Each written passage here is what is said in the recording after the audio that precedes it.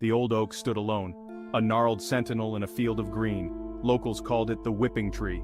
They knew its dark secret, a secret that haunted their dreams. The tree was ancient, its roots dug deep into the earth. They say it has stood there for centuries, a silent witness to unspeakable acts. Some say the tree itself is a source of evil. Its bark is rough and twisted, almost like a human face frozen in a silent scream. The branches are gnarled and twisted too. They resemble the arms of a tormented soul reaching out from the grave. No one knows for sure how the legend began, but the stories are always the same. Whispers of a cruel past, of a time when the tree was used for punishment. Some say it was used to punish criminals, others say it was a place where slaves were tortured. The stories are always vague, passed down through generations, but one thing is certain, the tree has seen its share of pain.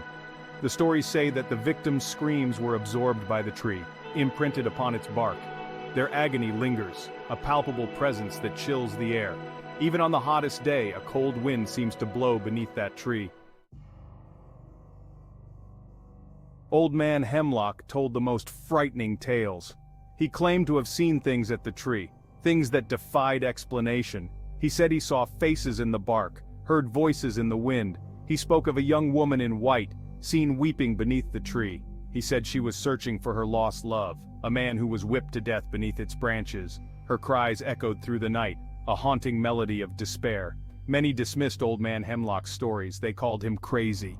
But there were others who had seen things they couldn't explain.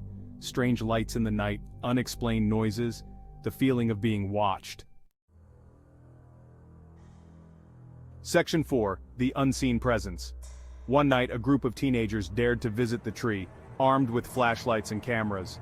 They wanted to prove the legend was a hoax. They wanted to be heroes. They were not prepared for what they found. As they approached the tree, the temperature dropped. The air grew heavy, difficult to breathe. They felt a presence, something dark and ancient, watching them from the shadows.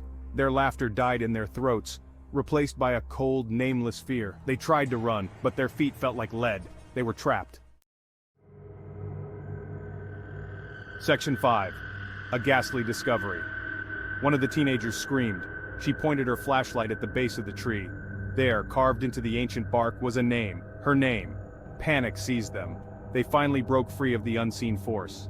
They scrambled back to their car, fleeing into the night, leaving behind their courage and a piece of their innocence. Section 6. An ominous warning. The next day, they returned to the tree, drawn back by a morbid curiosity. The name was gone, vanished without a trace, but etched into the bark, they found something new, a warning. 2 words, carved deep into the ancient wood, 2 words that chilled them to the bone. Your turn.